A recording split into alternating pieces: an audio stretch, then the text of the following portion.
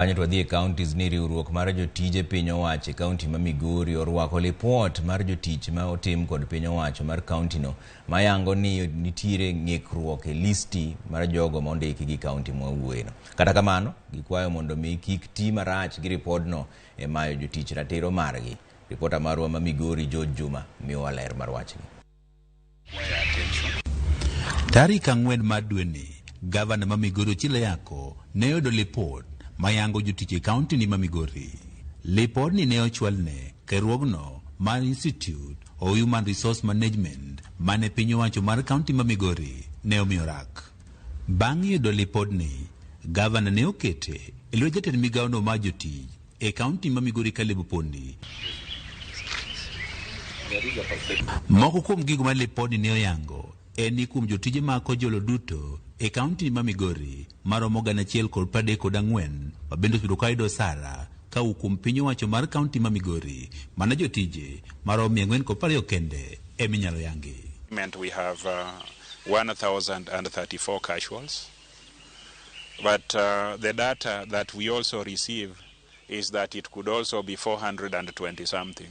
If the existence of those casuals and how they are paid is not verified, the county could be losing 60 million annually.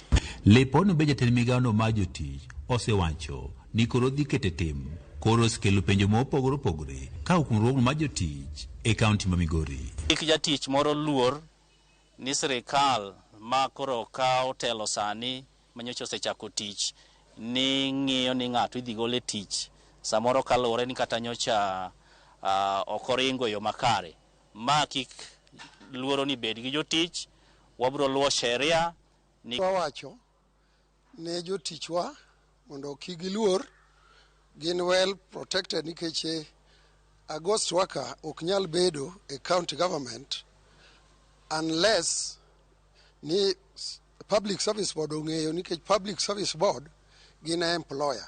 Riwruok mag jotijego mag piny owacho mar kaunti ma Migori ka otele ko jakom margi Charles Opiyo wacho ni gidwaro ni mondo kik get jatich moro amora sama ikete tim lipodni. Omiya kwayo ni that exercise kaka nyocha time ok wanyal dispute but wadwaro reality nikech jogo ok nyal bedo ghost workers kendgi. Queen manosetim to kano yud ni ghost workers mane mokalo tang'o manotim nyaka sani. Audit no nyaka tim because we have a new government in town. To kinge ni ne kin affected to kinge mabler ni okin ghost worker, you should not panic. Bende gidwaro mondo tim nonro ne duolo mocho ndiko jotije e kaunti ni ma Migori mar yango yo ma jotijego mag Nyawawa ne ondiki e kaunti ma Migori. Koro ghost worker mora mora ka nitiere manobedo to nitiere the public service board should be held responsible. E seche ma koro rito mondo lipod ni koro ketie tim, riwruok mag jotijego mag piny owacho mar kaunti ma Migori wacho ni giikore mar tiyo kamoro achiel kod piny owacho mar kaunti ma Migori mar keto lipod ni e tim to mana ka oluwore kod chik. Juma, Ramogi TV, Migori.